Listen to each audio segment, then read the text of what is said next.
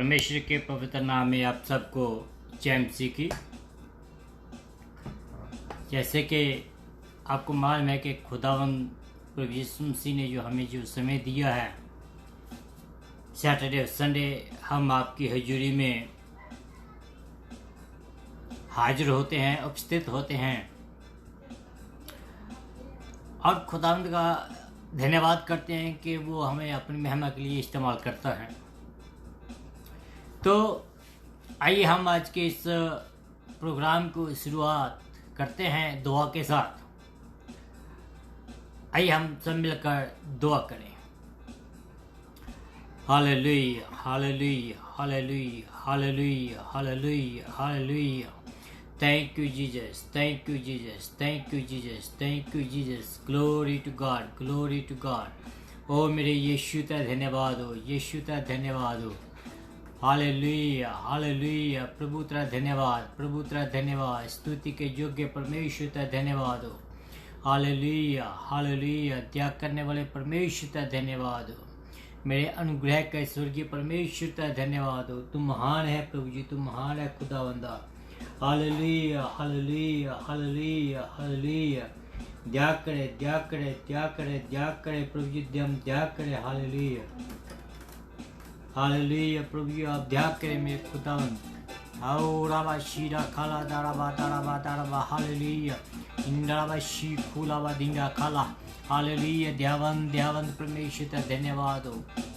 मैं पिता परमेश्वर इस समय अपने आप को तेरे हाथों में देता हूँ, तेरे से निवेदन करता हूँ पिता परमेश्वर के अपने अच्छे काम कराए, अपनी महिमा के लिए हमें इस्तेमाल कीजिए मेरे खुदावंद। और मेरे खुदावंद मैं जितने भी हमारे सुनने वाले उनको तेरे हाथों में देता हूँ, निवेदन करता हूँ प्रभु जी के उनको पर अनुग्रह वाला हाथ हो। वो पिता परमेश्वर तेरे से आशीष पाएं, तेरा वचन प्रभु आज लोगों से बातचीत करें। और पिता परमेश्वर तेरा पवित्र आत्मा लोगों को छू डालें। पवित्र आत्मा तेरा पिता परमेश्वर चाहता है कि लोग बचाए जाएं।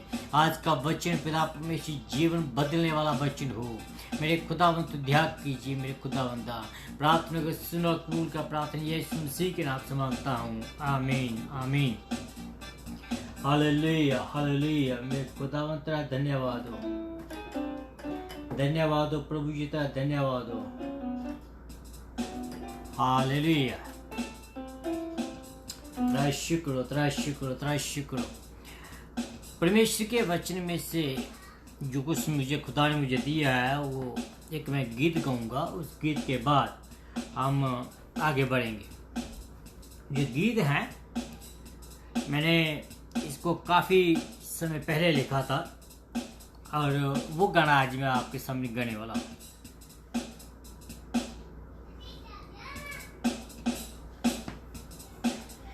माफी ओ नानू मिल गई, चढ़नी जिर लग गए ने। माफी ओ नानू मिल गई, चढ़नी जिर लग गए ने। माफी ओ नानू मिल गई। हाल तो तेरे है वेख, दोवें हाथ फैलावे। सूली उत चढ़ के बंदे, वाजा ओ तैनू मारे। हालत ओ तेरी वेख, दोवें हाथ फैलावे। सूली उत चढ़ के बंदे, वाजा ओ तैनू मारे।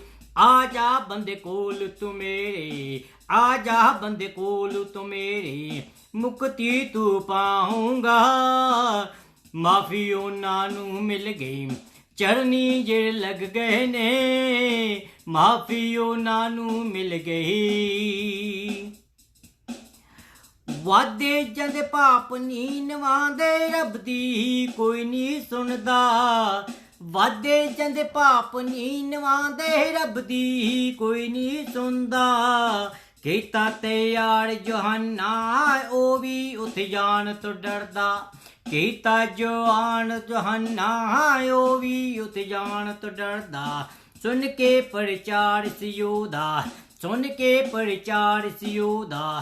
टाट उन पाले सी, माफी ओ नानू मिल गई, चढ़नी जिर लग गए सी। माफी ओ नानू मिल गई।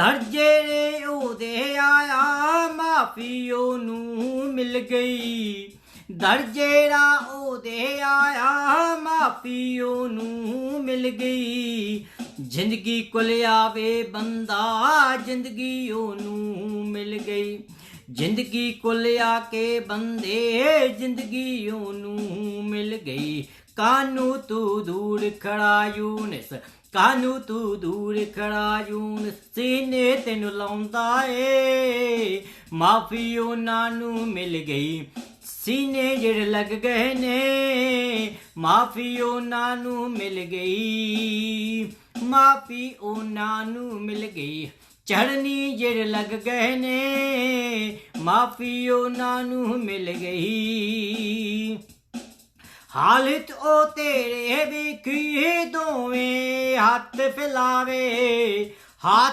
ਹਾਲਾਤ ਉਹ ਤੇਰੇ ਵੇਖੀ ਦੋਵੇਂ ਹੱਥ ਫੈਲਾਵੇ ਸੂਲੀ ਉੱਤੇ ਚੜ ਕੇ ਬੰਦੇ ਵਾਜਾਂ ਉਹ ਤੈਨੂੰ ਮਾਰੇ ਸੂਲੀ ਉੱਤੇ ਚੜ ਕੇ ਬੰਦੇ ਵਾਜਾਂ ਉਹ ਤੈਨੂੰ ਮਾਰੇ ਆ ਜਾ ਬੰਦੇ ਕੋਲ ਤੂੰ ਮੇਰੇ ਆ ਜਾ ਬੰਦੇ ਕੋਲ ਤੂੰ ਮੇਰੀ ਮੁਕਤੀ ਤੂੰ ਪਾਉਂਗਾ ਮਾਫੀ ਉਹਨਾਂ ਨੂੰ ਮਿਲ ਗਈ ਚੜਨੀ ਜਿਹੜੇ ਲੱਗ ਗਏ ਨੇ ਮਾਫੀ ਉਹਨਾਂ ਨੂੰ ਮਿਲ ਗਈ hallelujah hallelujah hallelujah hallelujah hallelujah Yeshu तेरा धन्यवाद हो यीशु तेरा धन्यवाद हो यीशु तेरा धन्यवाद हो मेरे खुदा ये बात सच है पिता परमेश्वर के जो आपके चरने लग जाते हैं जो आपकी शरण में आ जाते हैं तो उनको माफ करता है मेरे खुदा वो मेरे खुदा आज का वचन जो है वो भी ऐसा ही है पिता परमेश्वर आज होने दे के तेरे लोग आशीष पाए होने पिता परमेश्वर के तेरे लोग पिता परमेश्वर बहुत ऐसे आशीष पाए पिता परमेश्वर आज जितने भी तेरे आवाज को सुने और अपने जीवन तुझे दें उनको पिता परमेश्वर अपने बेटे और बेटियां बना लीजिए मेरे खुदा क्योंकि आज पिता परमेश्वर हर एक के लिए एक बहुतायत का सौभाग्य है हमारे पास एक समय है कि हम तुझे ग्रहण करें मेरे अनुग्रह के स्वर्गीय परमेश्वर तेरा धन्यवाद हो प्रभु जी जितने भी सुनने वाले हैं उनके लिए मैं प्रार्थना करता हूँ तेरा अनुग्रह उनके ऊपर हो मेरे खुदा हालेलुया मेरे यीशु तेरा धन्यवाद हो स्तुति के योग्य परमेश्वर तेरा धन्यवाद हो मेरे खुदा तेरा धन्यवाद हो हालेलुया हालेलुया हालेलुया ओ राबा शीरा खाला दाना बा दारा बा हालेलुया तेरा धन्यवाद हो पवित्र आत्मा का मुझको मिला है वरदान गाऊंगा मैं दाऊद के समान पवित्र आत्मा का मुझको मिला है वरदान गाऊंगा मैं दाऊद के समान गाऊंगा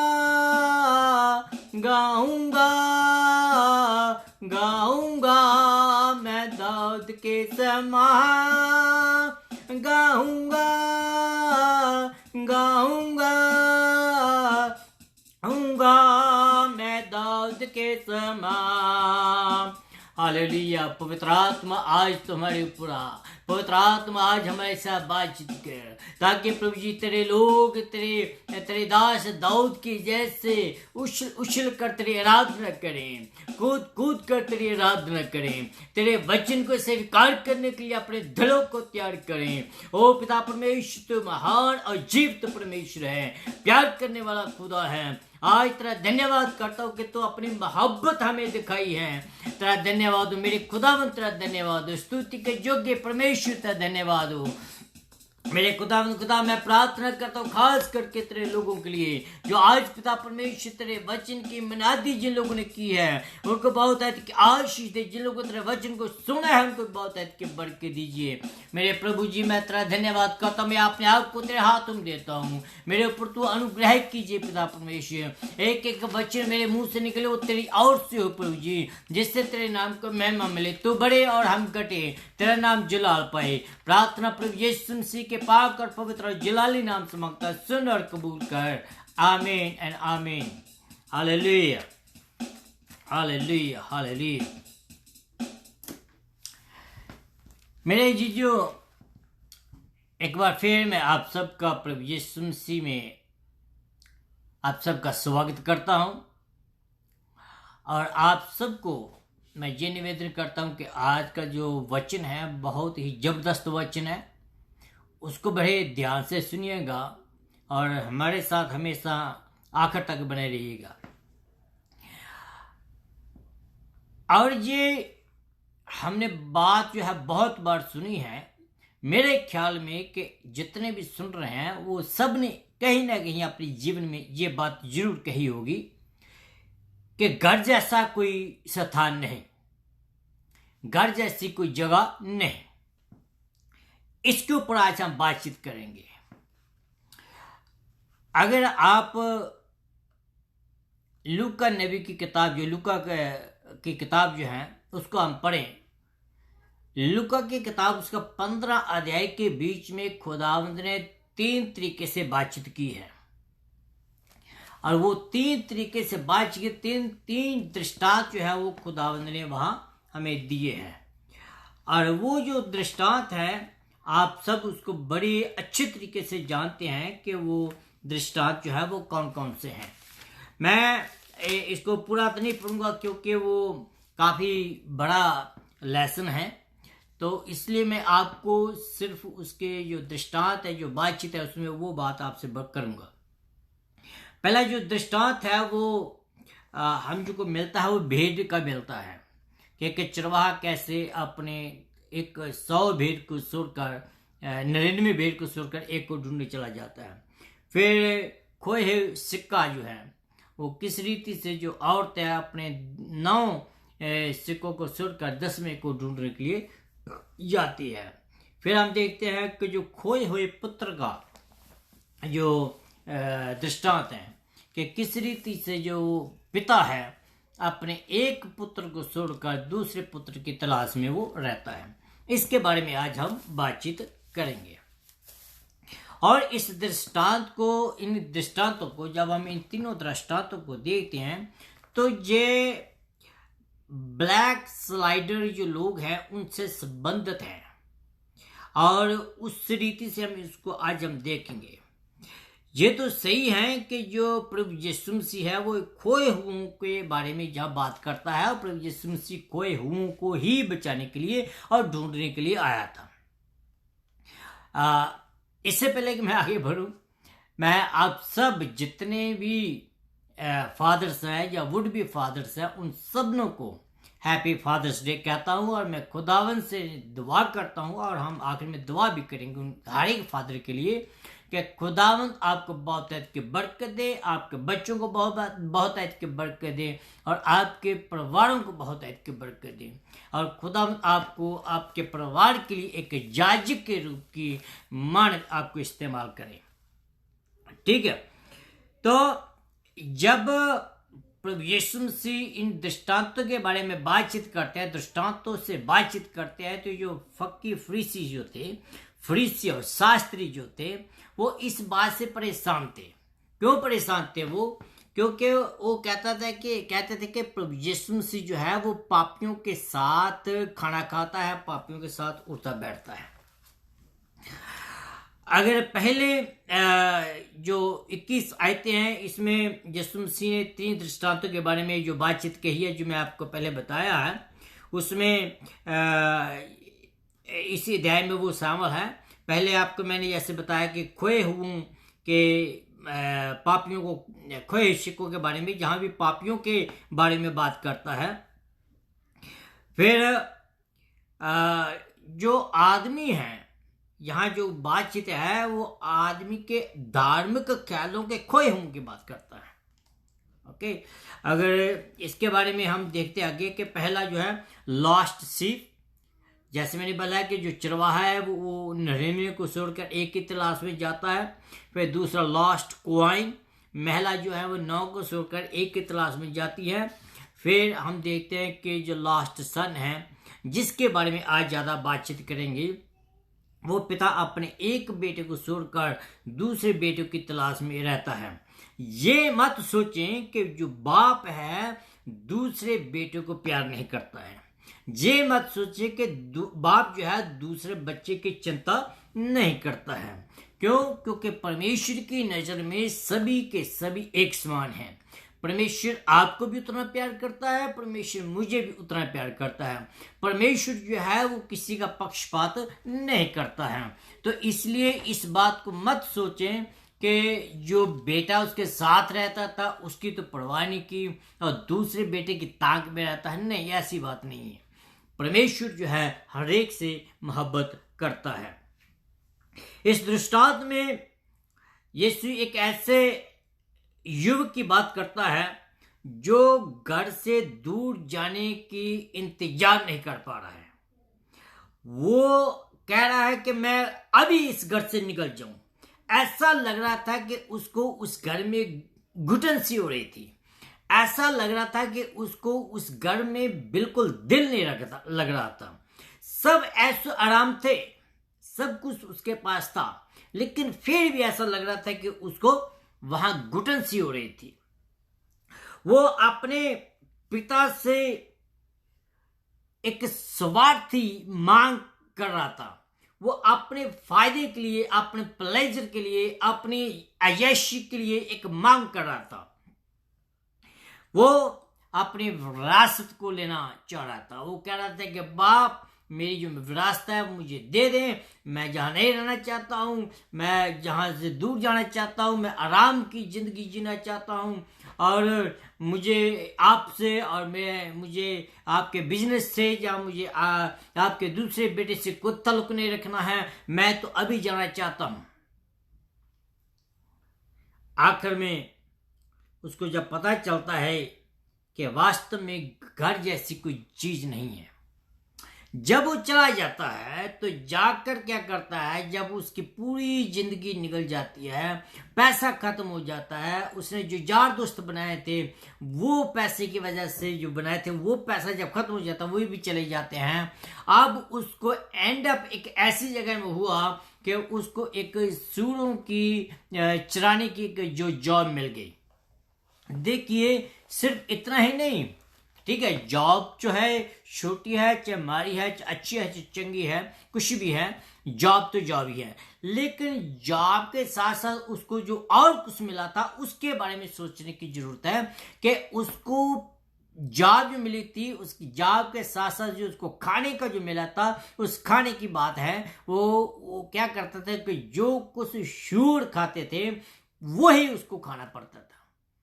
ऐसो प्रस्त की जिंदगी छोड़कर अब वो ऐसे मुकाम तक पहुंच गया है कि उसके पास खाने को भी नहीं है।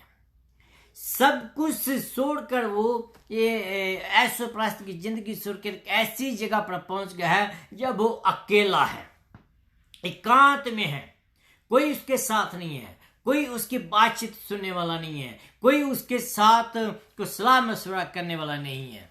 क्यों? क्योंकि सब के सब वो भाग गए थे। और ऐसे हालातों में जब उसकी होश या जोश या उसकी अकल ठिकाने आती है तब उसको रियलाइज होता है कि घर जैसी कोई जगह नहीं है। घर जैसी कोई जगह नहीं है। मैं और आप पूरा दिन बाहर काम करके आए तो जब आप घर में आकर अपने सोफे पर बैठते हैं तो बड़े आनंद लेते हैं, बड़ा सुख का साह लेते हैं, कहते हैं कि अब मजा आया। क्यों? क्योंकि घर जैसी कोई जगह नहीं है। तो मेरे दोस्तों, मैं चाहूंगा कि आप अपने आप को सोचें, आप अपने आप को जांचें। आप चाहे अपने गुनाहों की किसी भी चोटी पर क्यों ना हो, आपके गुनाह चाहे कितने भी लाल रंग क्यों ना हो, आपके जो पाप है चाहे आपके सिर के ऊपर भी क्यों ना चले गए हों और अपने गुनाह भी क्यों भी खो गए हों, तो मेरे प्रियो देखिए कि ध्यान बात सुनिए। आप कहीं भी हैं, कहीं भी खो सकते हैं। आप किसी दूर देश में खो सकते हैं, आप अपने घर में खो सकते हैं, आप किसी ऊंची जगह पर चले जाएं वहां खो सकते हैं, आप किसी एकांत जगह पर चले जाएं वहां खो सकते हैं। लेकिन बात यह है कि आप कहीं भी खो गए हों, आपको ये जानना बहुत जरूरी है कि अगर घर आप वापस आ जाते हैं तो आपको वैसी की वैसी जिंदगी फिर मिल सकती है। घर जैसी कोई जगह नहीं है। इसके बारे में आज हम बातचीत करेंगे। क्यों ये बहुत जरूरी, घर की बात क्यों मैं बार बार कहता हूं कि घर जैसी कोई जगह नहीं है। आइए हम इसके बारे में कुछ जाने। पहली बात तो ये है कि there is loving father at home. जब हम घर में आते हैं तो हम एक ताक होती है कि हमारा बाप जो है, जो बच्चे हैं, जो बाप जो है उनकी इंतजार करता है। अगर आप इसको आगे जाकर पढ़ें तो आपको पता चलेगा, घर में प्यार करने वाला पिता जो है वो आपके इंतजार करता होता है। आपके जब नौजवान बच्चे हैं, स्कूल जाते हैं, काम पर जाते हैं, जब तक वो आ नहीं जाते घर में, आप सोते नहीं हैं। चाहे आप पूरे दिन थक कर आए हों, चाहे पूरा दिन आपने जॉब की हो, लेकिन जब तक आपके बच्चे घर वापस नहीं आते आपको नींद नहीं आती है। ये आपका तजर्बा होगा। जब वह दूर देश में था, उस दूर देश में उसकी परवाह करने वाला कोई नहीं था। क्यों? क्योंकि जिस वजह से वो लोग परवाह करते थे उसकी, जिस वजह से लोग उसके साथ मिल गए थे, वो वजह ही खत्म हो गई। वो वजह थी पैसा। पैसे से आप अपने दोस्त कमा सकते हैं, पैसे से आप कुछ भी खरीद सकते हैं, लेकिन पैसे से आप अपने बाप को नहीं खरीद सकते। पैसे से आपके बाप के जो प्यार है उसको नहीं खरीद सकते। वो जो है वो बिना किसी मूल्य आपको दिया जाता है।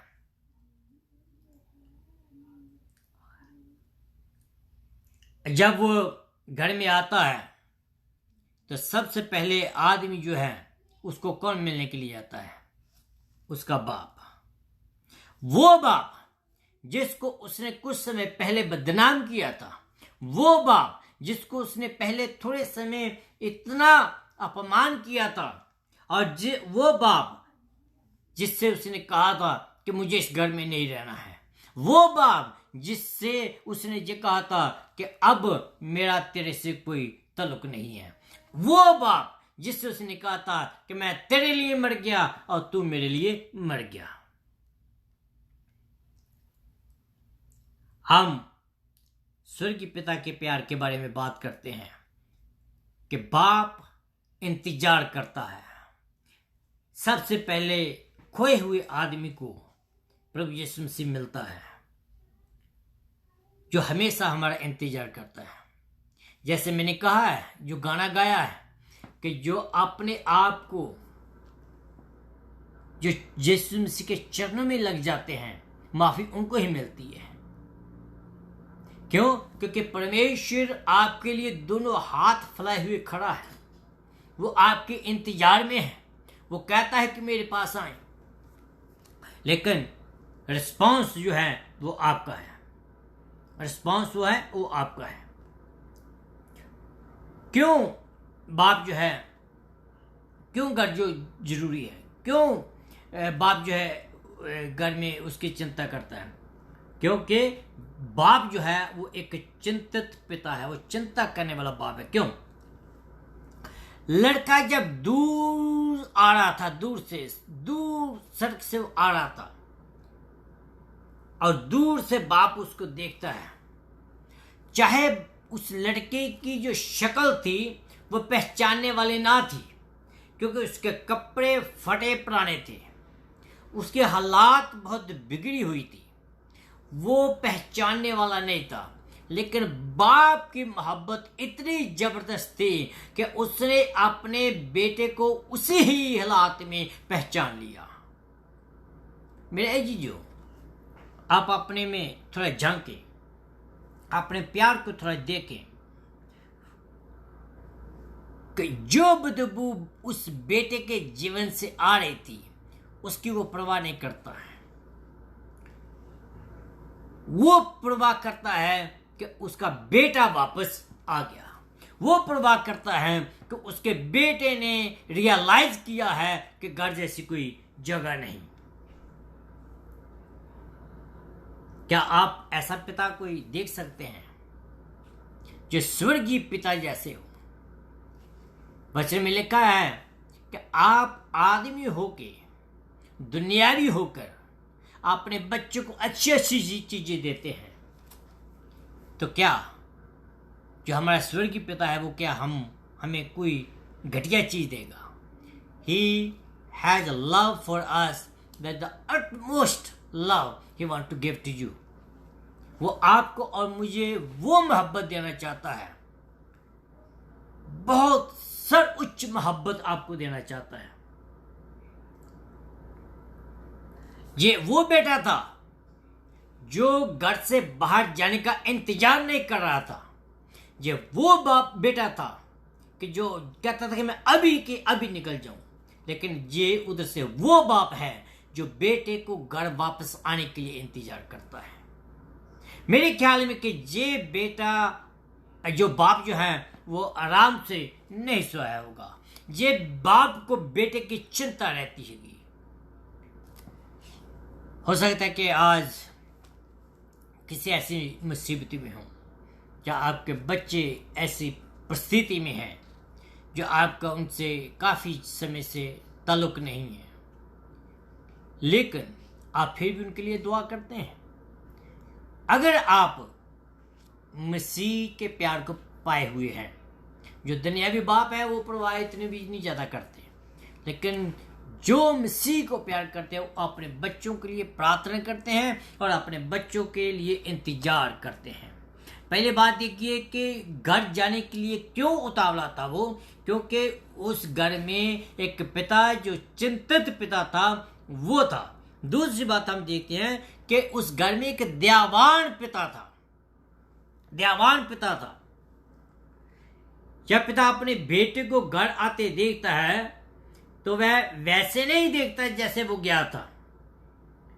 जब बेटा घर से गया था उसके जीवन से गंध नहीं आती थी, बदबू नहीं आती थी, लेकिन पिता सब दुखों को, सब परेशानियों को भूल जाता है और अपने बेटे के चले जाने पर जो उसकी मुसीबतें आई थी उनको याद नहीं करता है। जो पैसा उसने बर्बाद किया था उसको याद नहीं करता है, सब कुछ भूल जाता है। क्यों?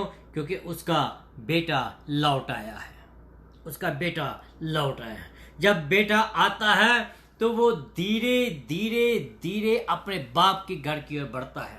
वो उसका जो सिर है वो शर्मिंदगी से नीचे झुका हुआ है, वो अपनी आंखें भी नहीं उठा पा रहा है।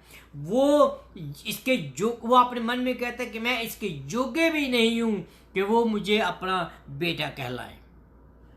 धीरे धीरे शर्म से वो अपने बाप की घर में आता है। जब वो आ रहा था तो उसके मन में बहुत सारे सवाल होंगे। पहला सवाल उसको डर होगा ये कि मैं तो अपने बाप से इतना बुरा बर्ताव करके आया था, मैं तो अपने बाप की इतनी बेइज्जती करके आया था, मैं अपने बाप की सारी जायदाद लुटा कर लौट रहा हूं, तो शायद मुझे वो स्वीकार ना करे, शायद वो मुझे अपने घर में ना आने दे, शायद मेरा जो भाई है वो मुझे मारे पीटे। ये सब उसके मन में सवाल चलते होंगे। लेकिन बाप की मोहब्बत इतनी थी, बेटा धीरे धीरे चला रहा था तो बाप दौड़ कर जाता है, बाप दौड़ कर जाता है। ये सिर्फ उसकी प्रार्थनाओं का जवाब है, ये उसकी चिंताओं का जवाब है। और बाप उसको अपनी दया दिखाता है, बाप उसकी चिंता करता है। जब वो वापस आता है, जब वो अपने घुटनों के बल गिर जाता है, जब वो अपने गुनाहों से पश्चाताप करता है, तब परमेश्वर जो है जो बाप है वो उसको दया दिखाता है। मेरे अजीजों, मेरी और आपकी हालात भी ऐसी है। जब हम अपने परमेश्वर, स्वर्गीय परमेश्वर की बात करते हैं, तो जब हम अपने गुनाहों को याद करते हैं, हमारे गुनाह इतने हैं कि हम उनको याद कर कर रोते हैं। हमारे गुनाह इतने भारी हो गए हैं कि हम उठा नहीं पाते, हमारे गुनाह इतने भारी हो गए हैं कि हम उनको उठाकर चल नहीं पाते, हमारे गुनाह इतने भारी हो गए हैं कि हम अपनी आंखें शर्म से उठा नहीं सकते, हमारे गुनाह इतने भारी हो गए हैं कि हम परमेश्वर के हजूर में जा भी नहीं सकते।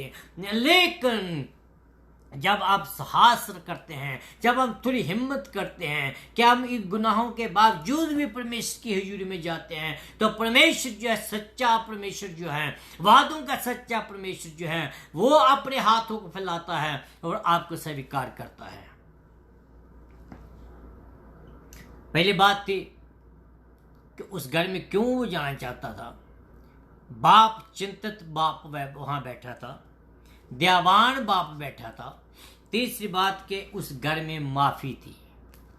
उस घर में क्या थी? माफी। There is lasting forgiveness at home. बेटा पूरी तैयारी से घर से जाता है और सॉरी जो बेटा है वो पूरी तैयारी से अपने घर में वापस आता है। कैसे? उसने पूरा सरमन तैयार किया हुआ है कि मैं अपने बाप को ये कहूँगा, मैं अपने बाप को ये कहूँगा। तो मेरा ख्याल कि उसके पूरी 2 पेज की जो अपनी सरमन जो था वो पूरा तैयार किया होगा और पता नहीं कितना समय उसने लगाया होगा ये सब बातें करने में, लिखने में।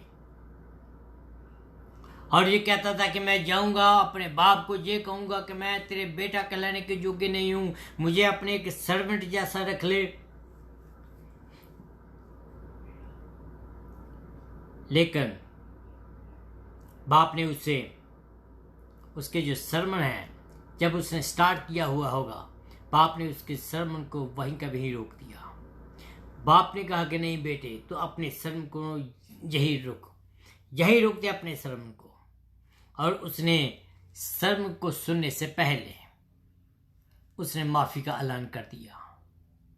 मेरे अजीजों, यह सोचें कि कितनी बड़ी मोहब्बत है, कितनी बड़ी माफी है कि खुदावंद आपके चेहरे को नहीं देखता है, खुदावंद आपके गुनाहों को नहीं देखता है। वो सिर्फ देखता है आपके इरादे को, वो देखता है कि आपके जो भावनाएं क्या हैं, वो देखता है कि आपका दिल क्या कहता है।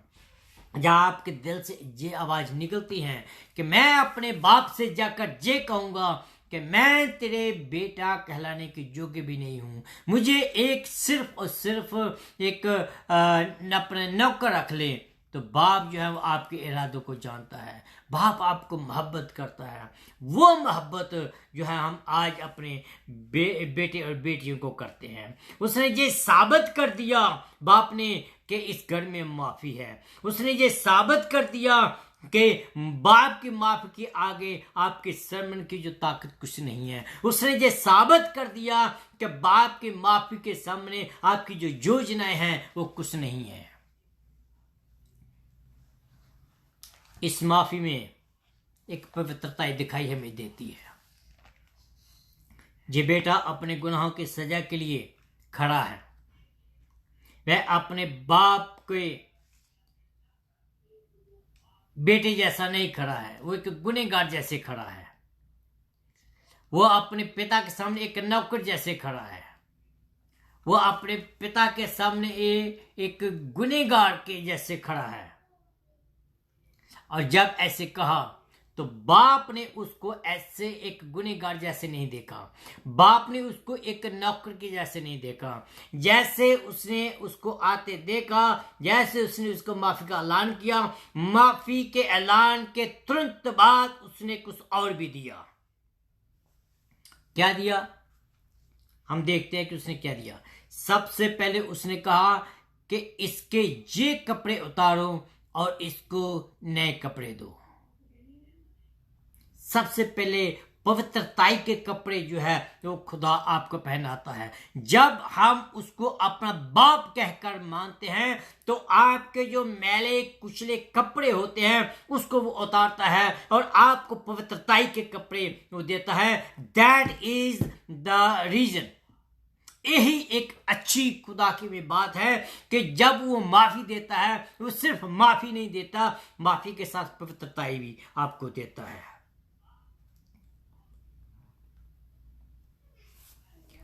और इन कपड़ों से जब उनको जो कपड़े मिलते हैं, इन कपड़ों से वो क्या लगता है? नौकर जैसे लगता है कि या जो सोच रहा था वो नहीं, वो इन कपड़ों से अपने बाप जैसा लगता है। वो अपने बाप जैसी अथॉरिटी जो हम आगे जाकर बात करेंगे वो मिलती है। बाप ने जब कपड़े उसको दिए, उसकी गंदगी को उतार दिया, उसकी स्मेल जो थी उसको उतार दिया, उसकी जो उसमें जो बदबू आ रही थी उस बदबू को उसने दूर कर दिया। नए कपड़े, पवित्रता के कपड़े उसको दे दिए। मेरे अजीजों, आप मालूम नहीं कि कौन से गुनाह में हैं, मालूम नहीं आप कितने बड़े गुनाह में फंसे हुए हैं, कौन सी दलदल में फंसे हुए हैं, लेकिन as soon as you come to the Christ, जैसे जैसे आप परमेश्वर के पास आते हैं वैसे ही परमेश्वर आपको माफी का ऐलान करता है। फिलिपियों की किताब उसका 3 अध्याय उसके 9 आयत में लिखा है कि जब हम मसीह की धार्मिकता के कपड़े पहन लेते हैं तो हमारे पाप और हमारे दाग जो हैं वो दूर हो जाते हैं। किसकी धार्मिकता? हम अपनी धार्मिकता की बात नहीं मैं कर रहा हूं, मसीह की धार्मिकता। हम मसीह की धार्मिकता में छिप जाते हैं। परमेश्वर हमें हमारे सारे गुनाहों से वो दूर कर देता है। कब? जब हम अपने आप को अपने स्वर्गीय पिता के सामने समर्पण कर देते हैं। दूसरी बात, इस माफी के साथ अधिकार भी मिलता है, विशेष अधिकार। वो क्या है? कपड़ों के बाद फिर क्या आता है? वो कहता है कि उसको अंगूठी दो। अंगूठी क्या है? अधिकार है। ये अंगूठी एक चिन्ह और अधिकार का प्रतीक है। जिसके पास पिता की अंगूठी है वो अपने पिता की बोली बोल सकता है। जिसके पास अंगूठी, पिता की अंगूठी है, वो अपने पिता की जायदाद का वारिस हो सकता है। जिसके पास पिता की अंगूठी है, मुहर लगी हुई अंगूठी है, तो वो अपने बाप की जगह बोल सकता है। He can speak about his father. तो परमेश्वर आपको नए कपड़े, परमेश्वर आपको एक नई अंगूठी जो है वो देता है और उन्हें पूरा अधिकार देता है कि वो अपने बाप की जो बात है उसको वो कर सकता है। मीनिंग कि when you accept Jesus Christ in your personal life, जब आप प्रभु यीशु मसीह को अपने जीवन में पर्सनल उद्धारकर्ता स्वीकार कर लेते हैं तो आपको पूरा अधिकार दिया जाता है। वचन में लिखा है कि तुम लोगों के ऊपर हाथ रखो और लोगों की जो बीमारियां चली जाएंगी। तुम लोगों के ऊपर हाथ रखो कि दुष्ट आत्मा चली जाए, वो चली जाएगी। दैट काइंड ऑफ जो द अथॉरिटी जो है वो गॉड देता है, परमेश्वर आपको देता है। जब हम अपने गुनाहों से पश्चाताप करते हैं और खुदा के पास हम आते हैं तो खुदा क्या करता है? खुदा अपने दया के जो भंडार हैं वो खोल देता है। What a wonderful father we have! What a wonderful father we have! कि खुदावंद अपने दया के जो भंडार है वो खोलता है। फिर जब हम आगे जाते हैं, पहली बात हमने देखी है कि वहां माफी है। आगे जाकर देखते जो तीसरी बात जो हम देखते हैं, जो तीसरी और लास्ट, कि there is lavish fellowship at home. सबसे सुंदर सुकून वाली जो संगति है वो घर में मिलती है। जब आप घर से थके हुए आते हैं, मालूम नहीं आप काम से कितनी परेशानियों से जूझ रहे होते हैं, मालूम नहीं बाहर कैसी कैसी परिस्थितियों का सामना करते हैं, मालूम नहीं आप बाहर किन किन कैसे कैसे लोगों से मिलते हैं, कैसे कैसे लोगों से आप बातचीत करते हैं। कभी कभी आप स्पिरिचुअली ड्रेन हो जाते हैं, कभी कभी आप फिजिकली ड्रेन हो जाते हैं, लेकिन जब घर में आते हैं तो घर में आपको शांति मिलती है, घर में आपको एक फेलोशिप मिलती है। बाप के साथ फेलोशिप, बेटों के साथ फेलोशिप जब होती है तो एक नया नजारा मिलता है। पिता से अच्छी संगति जो है, पिता के साथ संगति, जब बेटे को वापस पाया और जो अधिकार उसको मिला, उसके अधिकार के साथ साथ क्या है कि उसको बाप की जो संगति वो में मिली। बाप ने क्या कहा?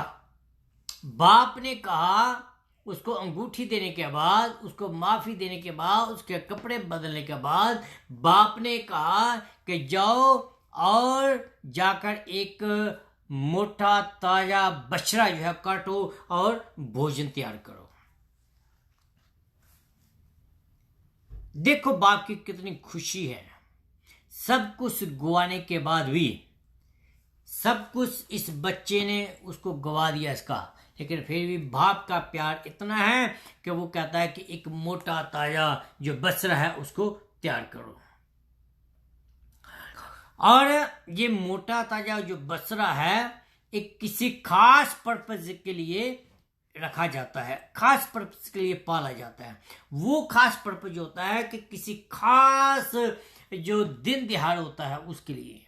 और जब ये इसने कहा है कि जाओ और अच्छे और मोटे ताजे बकरे को काटो, इट मीन कि बाप के लिए इससे अच्छा और कोई त्योहार हो ही नहीं सकता था।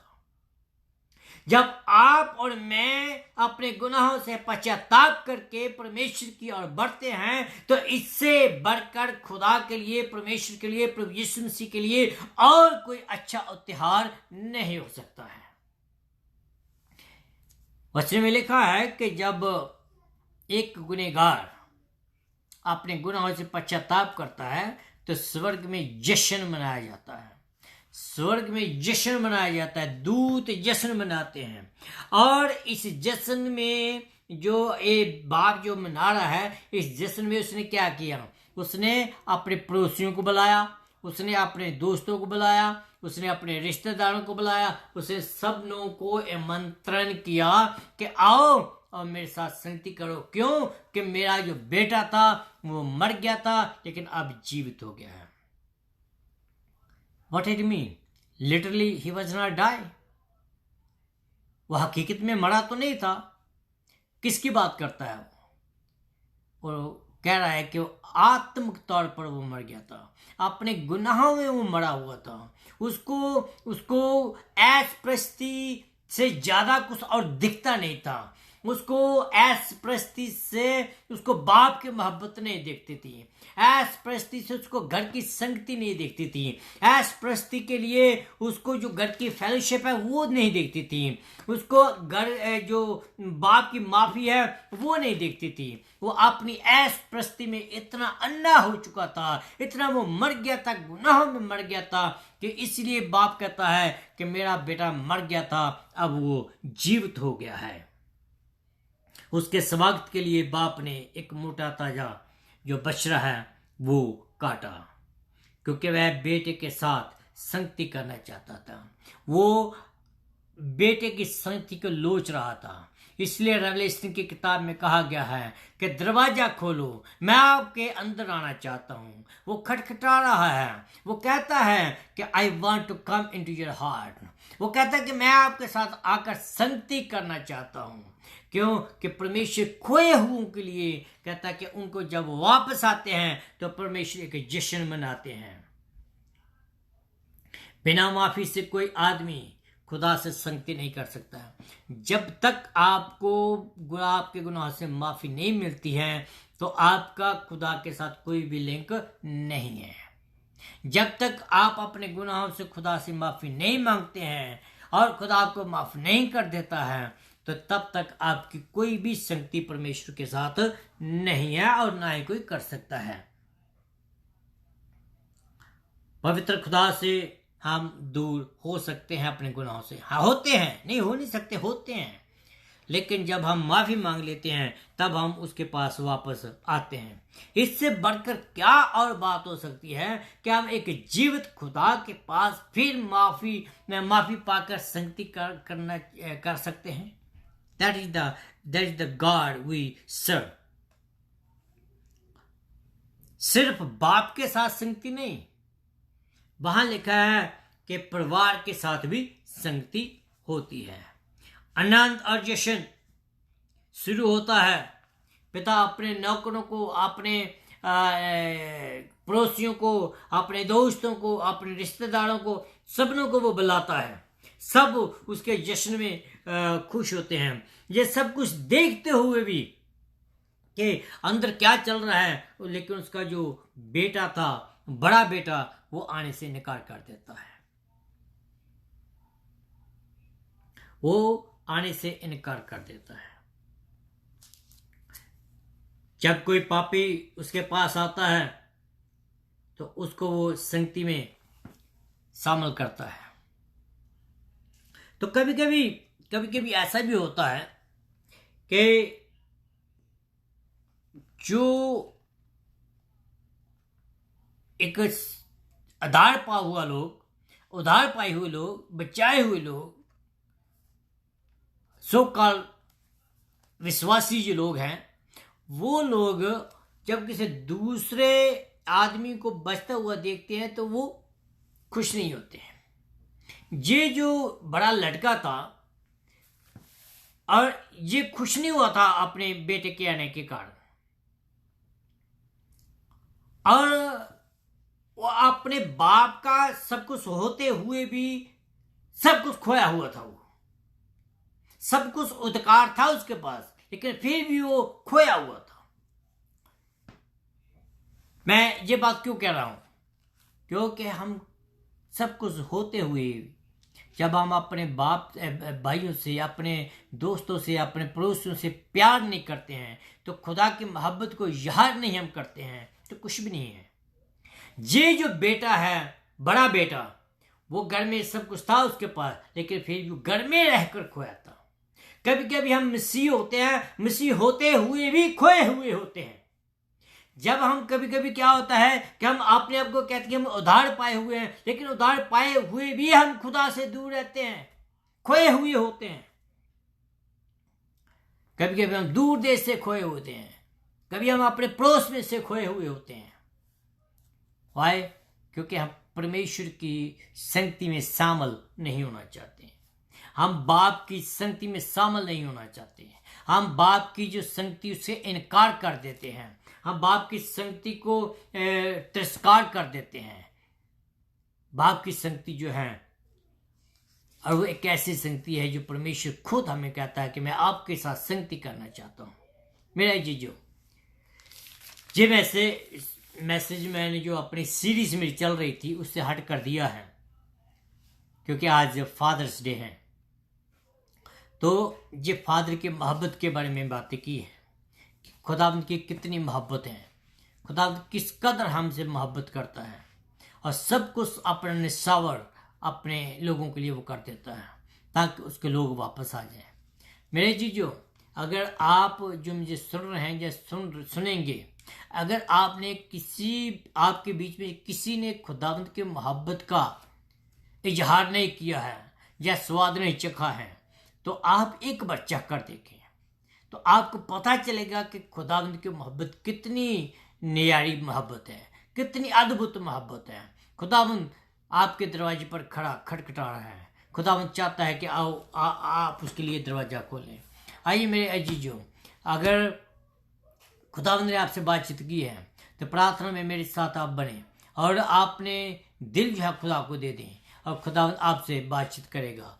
अनुग्रह का ईश्वर की परमेश्वर का धन्यवाद हो प्रभु जी ने वचनों के लिए, धन्यवाद हो पिता परमेश्वर तेरी इस मोहब्बत के लिए जो तूने प्रभु जी इन दृष्टांतों के बीच में से हमें दिखाई कि किस कदर तू मोहब्बत करता है। चाहे पिता परमेश्वर तेरे लोग कितने भी तेरे से दूर चले जाएं, लेकिन तेरी आंखें फिर भी उनको पाने के लिए तरस दी रहती है पिता परमेश्वर। इसीलिए जो रेवलेशन के बीच में कहा गया है, इसलिए तू पाज देता है, इसलिए तू विराम करता है, इसलिए तू रोक के रखा है, क्योंकि तू मौका दे रहा है, समय दे रहा है उन लोगों को भी कि वो भी वापस तेरे राज्य में शामिल हो जाएं। पिता परमेश्वर का धन्यवाद करता हूँ। मेरे खुदा, मैं प्रार्थना करता हूँ कि अगर जो सुनने वाले हैं उनमें से किसी ने अभी तक तुझे स्वीकार नहीं किया है, अभी उनके लिए समय है, उनके दरवाजे पर आप खड़े हों, उनको प्रभु जी कहें कि उनके लिए तो दरवाजा खोल। ओ पिता परमेश्वर तेरे लिए दरवाजा खोल दे। आज वो अपने दिल का दरवाजा तेरे लिए खोल दे। आज तुझे अपने दिल में अंदर बुला लें। आज अपने गुनाह से वो पश्चाताप करें, ताकि वो तेरा आने वाला क्रोध जो रेवलेशन के बीच में बताया गया है, उस क्रोध से वो बच जाएं और तेरी मोहब्बत का जो आनंद ले सकें, तेरी संगति का आनंद ले सकें, तेरी माफी का आनंद ले सकें। मेरे प्यारे परमेश्वर तेरा धन्यवाद हो कि तूने प्रार्थना को सुना है। तू भला परमेश्वर, स्तुति के योग्य परमेश्वर है। तेरा नाम पिता परमेश्वर महिमा पाए, तेरा नाम प्रभु जी जलाल पाए। तू पिता परमेश्वर भला परमेश्वर है, स्तुति के योग्य परमेश्वर है। हालेलुया, तेरा धन्यवाद हो पिता परमेश्वर। हालेलुया हालेलुया, तेरा शुक्र प्रभु यीशु मसीह। इस प्रार्थना को सुन और कबूल कर। प्रार्थना यीशु मसीह के नाम से मांगता हूँ, आमीन आमीन।